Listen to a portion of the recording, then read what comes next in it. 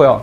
중학교 와서 벗어나나 했더니 갑자기 방정식에다 대입을 시켜가지고 진짜 뼈저리게 풀어가지고 고등학교 가서 다시는 안 보리라 했는데 이번에는 극한에다가 대입을 시킵니다. 그러니까 애들 자체가 소금물만 나오면 노이로제가 걸려가지고 소금물, 뭐 비율, 심지어 요새는 연비라는 단어도 나오니까 치를 떨더라고요. 애들은 그래서 비라는 단어를 싫어하는데 제가 여기서 말씀드리고 싶은 건 뭐냐면은 고대 수리논술이건 어느 대학 수리논술이건 간에 문제가 깁니다. 애들이 소금물을 가져다 싫어하는 거하고 똑같아요. 문제가 길어서 문제를 읽고서 이거를 가져다 따라가는 게 힘들기 때문에 이걸 어려워하고 힘들어하는 거지 문제 자체의 실질 난이도가 높지는 않다라는 얘기죠.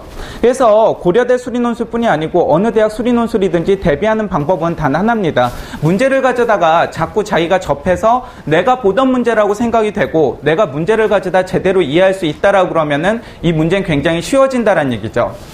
고대 같은 경우에 이제 특별하게 좀 볼 게 있는데요. 여기서 보면은 게임 이론이라는 게 있는데 게임 이론이라든지 의사결정 이론 문제가 꽤 잘 나옵니다. 올해 문제도 실제로 큰 범주 안에서 의사결정 문제로 볼 수 있고 기대값을 계산해서 판단을 하는 문제인데 이런 문제 같은 경우에도 굉장히 쉽습니다. 한두 개만 할 줄 알면 쉽게 접근할 수 있는 건데 문제는 이제 고대 같은 경우는 가끔 모의고사와 좀 동떨어지게 사람을 가져다 뒤통수 치는 문제도 나오기 때문에 그동안에 나왔던 많은 문제들이 있습니다. 여기 보시면은 굉장히 많은 문제들과 그 다음에 개념들이 있는데요. 얘네들을 가져다 좀 한 번씩은 다 볼 필요가 있다는 얘기죠. 그래서 저희가 여름방학에 특강을 진행을 하고 그다음에 파이널 때 진행을 하게 되는데요. 사실은 파이널 때 2번 듣고 뭐 조금 봐가지고는 애들이 실제 자기 실력보다 못 쓰는 경우가 많습니다. 그러니까 학생이 뭐 솔직히 말씀드리면 인문계 학생들의 대다수가 이런 학생들이죠. 나는 고3 이후로는 다시는 내 인생에 수학이란 없다라고 강하게 그 마음을 먹는 아이들이기 때문에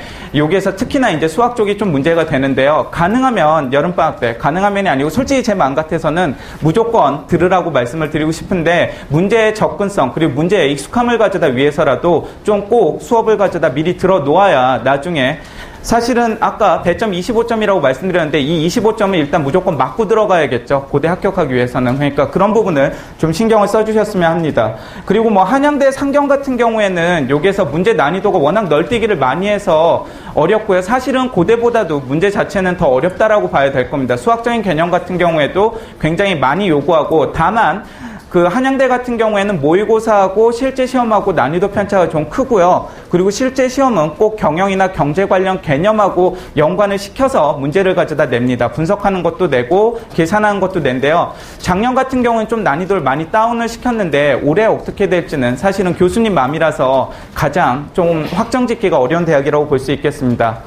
그 다음에 뭐 경희대라든지 이대라든지 중대 같은 경우에는 기본적인 스타일은 다 비슷합니다. 뭐 방정식을 가져다 푼다든가 아니면 표분석을 한다든가 하는 거에서 굉장히 쉽게 접근할 수 있는데 이 대학들 같은 경우에도 각각의 대학마다 조금 자세히 보는 게 있습니다. 경희대 같은 경우는 특히 연립방정식을 푼다든가 부등식의 영역을 가져다 활용하는 거 그리고 이대 같은 경우에는 사회과학 관련 분야로 해가지고 표를 많이 줘요. 그래서 표에서 무언가를 가져다 간단히 계산하고 수치를 확인하는 문제 그리고 경향성을 파악하는 문제가 나온다는 특징이 있고요. 근데 중앙대 같은 경우에는 가장 좋아하는 게 가중평균 개념을 가져다가 활용하는 문제를 많이 내는데요. 이런 부분들만 좀 봐두면은 실제 문제 자체는 어렵지 않을 겁니다.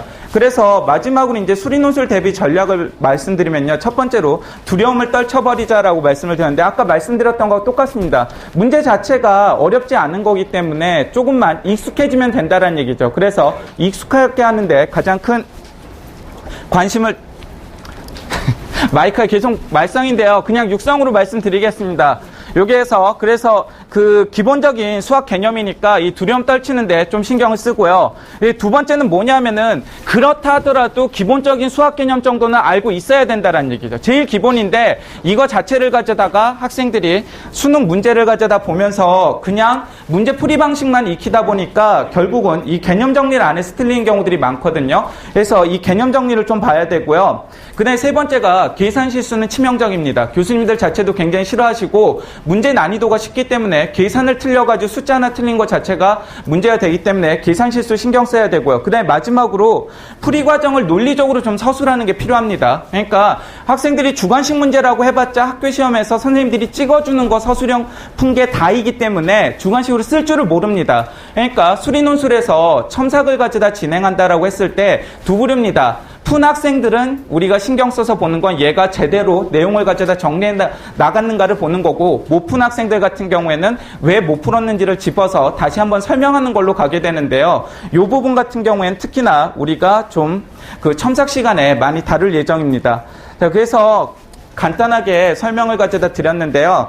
뭐 이제 뒤에 몇 대학 안 남았는데 조금씩들만 고생들 더 하시면 되고요. 그리고 한 가지 팁을 드리자면 잠시 후에 제 동생이 올라올 겁니다. 그래서 좀 너무 놀라지 않으셨으면 하는 작은 소망을 품고 내려가겠습니다.